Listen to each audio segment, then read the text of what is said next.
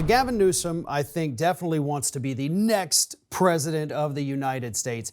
His stock is falling, I think, probably faster than we have seen really any other Democratic politician in decades, honestly. He's good at it, isn't he? Oh, he's great, yeah, because falling stock. Because now, you know, well, first of all, before I even get to this, let me point out, there was a poll that CNN did about a week and a half ago, maybe 2 weeks, where they said, you know, who Democratic voters do you think in your party represents the ideals of your party?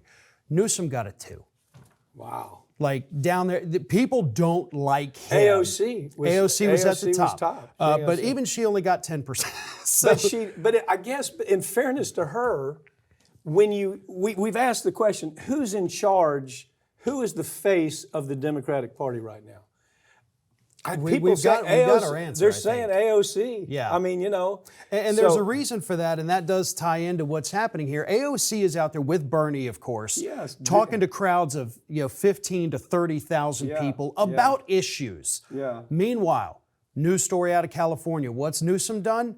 He has sent 100 burner phones to CEOs throughout California with his phone number programmed in, saying, hey, you guys ever need something, you got my number. So he is catering specifically to CEOs as his state burns in some instances. Yeah, no, I want to go through. And it's insane that this guy that wants to lead the party is trying to be the most corporate Democrat he can be. These are in the pockets of the silk stocking CEOs making the big decisions for the state of California. Now, what's interesting, and I took a look at this, I said, well, I wonder how they're going to react to this. Well, they put a list together on the recall, okay, the recall of Newsom.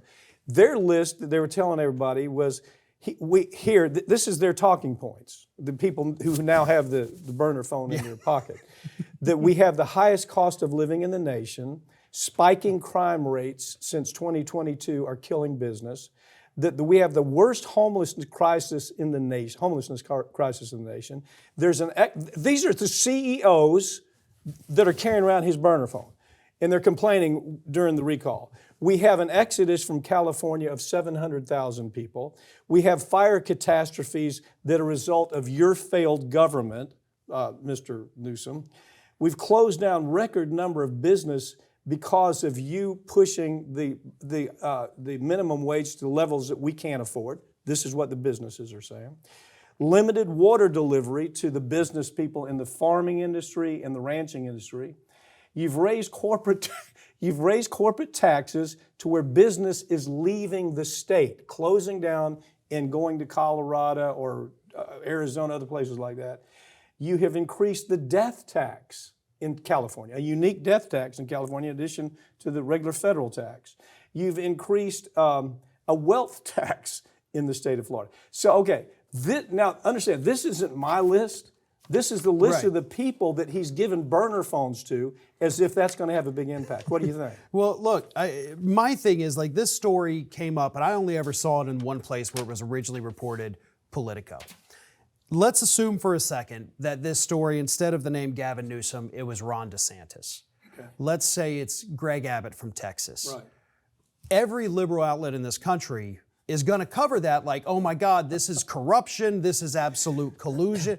But when it's Gavin Newsom, you know, I'm going to call out my own side here. Y'all didn't do anything. I've mentioned this in multiple stories already since it came out. Yeah. You know, what is it that makes you the angriest about this? I mean, I've been around you for a long time.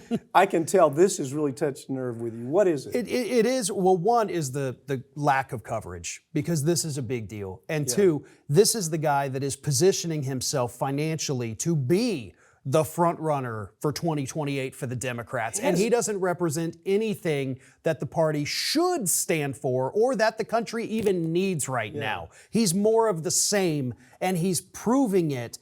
And I think this country needs to wake up like, oh, he's a good-looking guy, he can speak well, fantastic. Nobody cares at the end of the day. People care about what's happening to their wallets, what's happening to, you know, the economy. But they he's care. Nancy Pelosi's relative, right? Isn't he somehow? Is there some connection there? I don't know about that. Yeah, I forgot what it was. Maybe I'm wrong about that. I don't know. It's in the back of my head. Well, look, the point is this: that list I just went through. He thinks he can overcome that list of horrors. I think that was a topic. I think that was a I think that was the title, The List of Horrors of what Gavin Newsom's brought to California. Something like that. And this is paid for by Associated Industries that had this plastered all over the state, all this list of horrors. And I don't know that a burner phone overcomes that. No, we need somebody right now that's going to stand up to the CEOs, not put them on speed dial. Yeah. And Newsom ain't that guy. Yeah, no, he's definitely not. Well, Brenton, Department of Homeland Security, if you have leaked anything and told anybody that you know where a group of people are that might be subject to being deported, if you've leaked that information, not only are you going to lose your job, but you could be criminally prosecuted. And this DHS will do that. So I don't know what gets in the head of these people to believe that they're operating on some different kind of level. But so you have the DHS saying, we're going to get, simple. We're going to do what banks do. We're going to do what local police do. We're going to do what the FBI does. We're going to do what any corporation that has to worry about is the other person being honest with me. We're going to do polygraphs, right? Yeah, so the DHS, we found out through different types of news organizations reporting on it, has now subject its employees to polygraph tests and are now asking them questions about different times where they feel that information has been leaked about ICE raids that have been ongoing throughout the nation. Mm-hmm. And it's interesting because while polygraph tests are actually used by DHS for gainful employment when they're trying to get people in, they haven't really used it for this. And one thing that's interesting is in the courts themselves, they don't really find polygraph tests to be that good or that efficient. And so normally, unless a defense attorney and a prosecutor or a plaintiff's attorney both agree that a polygraph test can come in, it's inadmissible. And so it's just interesting that they're using this avenue to try to elicit this information out of them. And to some people, it seems like more of a scare technique to make sure that their employees fall into law. Yeah, it is. If you're getting a memo that says, look, we're going to polygraph you every year or every 6 months to find out what you've done. And oh, by the way, if you've done A, B, and C, you're going to be subject to indictment. That's pretty scary stuff. But I mean, here's the difference here in the way this is used.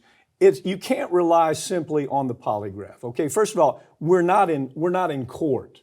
We're not worried about a standard that is going to say, well, you haven't proven anything with that polygraph test. If you're in court, obviously you got a standard of proof you have to reach. Here, it's a process of government, right? We want to see who's playing by the rules and who isn't.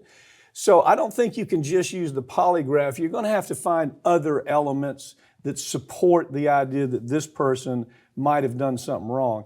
And I think that's probably what they're going to do is these employees are at risk because these folks are committed to prosecuting these people. So if you've got a paper trail or maybe even somebody that doesn't like you working right down the hallway, and they're saying, yeah, I've heard Joe, Mary do this, this, and this.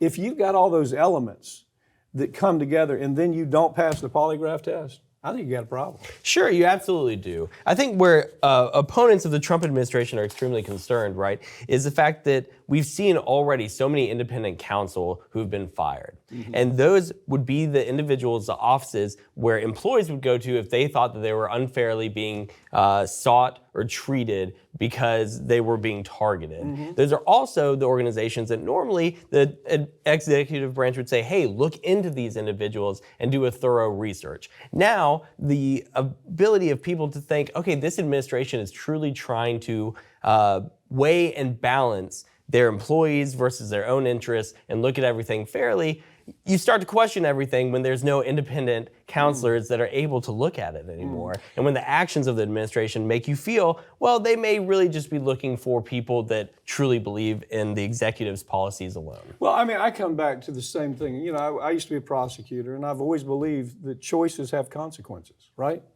And so these people choose to say, this is so important to me that I do this, and it's God bless them. You know, they feel like they're doing the right thing, and to them it fits their life. But the consequence of that is you're certainly going to lose your job, and B, you're probably going to be prosecuted. I think that's where it leaves everything. Certainly, if you break the law, you have to be bound by it. Brenton, I've been watching the last few weeks. You're natural at this. I hope you'll continue. The audience really likes you. So thanks for joining me. Thanks for having me on, Pat.